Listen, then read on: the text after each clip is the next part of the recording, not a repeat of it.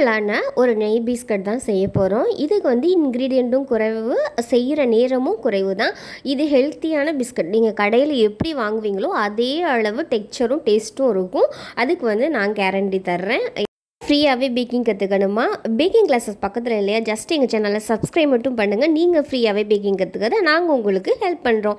Thank you for all. எங்களுடைய channel உங்களுக்கு பிடிச்சிருந்துச்சுன்னா லைக் பண்ணுங்கள், ஷேர் பண்ணுங்கள், கமெண்ட் பண்ணுங்கள், சப்ஸ்கிரைப் பண்ணுங்கள். ஃபர்ஸ்ட் வந்து ஓடிஜியை டைமரை 10 மினிட்ஸ்க்கு ஆன் பண்ணிவிட்டு டாப் அண்ட் பாட்டம் ராட் செக்ஷனை ஆன் பண்ணிவிட்டு 150 டிகிரி, அதாவது 150 டிகிரியில் ப்ரீஹீட் வந்து ஆன் பண்ணிக்கோங்க.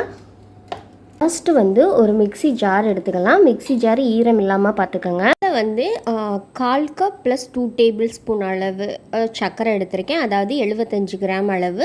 இதில் வந்து ஒரு 5-6 ஏலக்காய் சேர்த்துக்கிறேன். இது வெனிலா எசன்ஸை விட ஏலக்காய் எசன்ஸ் தான் பர்ஃபெக்டாக வரும். இதில் ஒரு பிஞ்ச் அளவு உப்பு சேர்த்துக்கலாம். மிக்சியில் வந்து நல்லா அரைச்சி எடுத்துக்கலாம். பொடியை அரைச்சதுக்கப்புறம் ஒரு பெரிய பவுல் எடுத்துக்கலாம். இந்த பவுலில் 250 ml கப்பில் 1 கப் அளவு மைதா எடுத்துக்கிறேன். இந்த மைதா கூட பேக்கிங் சோடா வந்து ஒரு பிஞ்ச் அளவு எடுத்துக்கலாம்.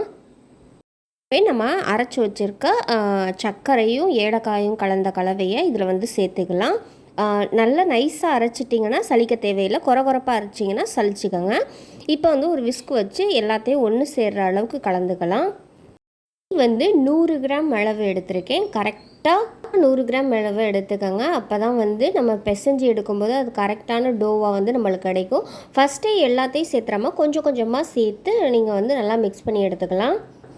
ஒருவேளை கடைகள்லாம் இப்படி தான் பண்ணுறாங்களா மேம், இவ்வளோ பட்டர் அதாவது நெய் சேர்த்து தான் பண்ணுவாங்க, அவங்களுக்கு எப்படி வந்து 20 ரூபாய்க்கோ 10 ரூபாய்க்கோ கொடுக்குறதுக்கு கட்டுப்படி ஆகுது அப்படின்னு சொல்லிட்டு நீங்கள் கேட்கலாம்.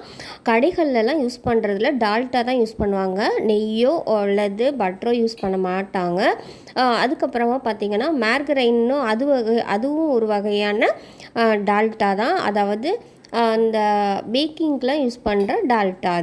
அந்த டால்டாவை யூஸ் பண்ணி தான் அவங்க வந்து குக்கீஸு, கேக், க்ரீம் அந்த மாதிரிலாம் செய்வாங்க. எக்ஸாம்பிள் சொல்லணுன்னா ஒரு கேக்லாம் இருக்கும், அது ரூம் டெம்பரேச்சரில் 5 நாள் வரைக்கும் கூட வச்சுருக்கலாம். ஆனால் அந்த க்ரீம் வந்து மெல்ட்டே ஆகாது. அது வந்து அந்த மார்கரைன் சொல்கிற டால்டா வச்சு தான் பண்ணுவாங்க. இப்போ நம்ம இருக்கிற நெய்யெல்லாம் சேர்த்து கொஞ்சம் கொஞ்சமாக சேர்த்து பிசைஞ்சு எடுத்துக்கலாம். மாதிரி சப்பாத்தி மாவு மாதிரி ஒரு பேட்டர் வந்து நம்ம ரெடி பண்ணணும். நம்ம கையில் எடுத்து உருட்டும் போது அது வந்து கிராக் விழுகாத அளவுக்கு இருக்கணும். மற்ற உருண்டைகள் எல்லாமே ஒரே சைஸில் இருக்க மாதிரி பார்த்துக்கோங்க, கிராக் இல்லாத மாதிரி உருட்டி எடுத்துக்கலாம். இப்போ ட்ரே எடுத்திருக்கேன். அதில் வந்து ஆயிலோ எதுவுமே அப்ளை பண்ணல, வெறும் பேக்கிங் ட்ரேயில் ஒரு பட்டர் பேப்பர் மட்டும் போட்டு வச்சுருக்கேன். இதில் நம்ம இந்த மாதிரி உருட்டி வச்சுருக்க உருண்டைகளை வந்து கொஞ்சம் இடைவெளி விட்டு விட்டு ப்ளேஸ் பண்ணி எடுத்துக்கலாம். உருண்டைகளை எல்லாமே ஈவனாக உருட்டுனீங்கன்னா தான் அது பேக்காய் கிடைக்கும் போது கரெக்டாக எல்லாமே ஒன்று சேர்ந்து பேக்காய் கிடைக்கும். இப்போ இதை ஓடிஜியில் சென்டர் ரேக்கில் வச்சுட்டு டைமரை வந்து 16லேருந்து 19 நிமிஷத்துக்குள்ளே செட் பண்ணிக்கோங்க.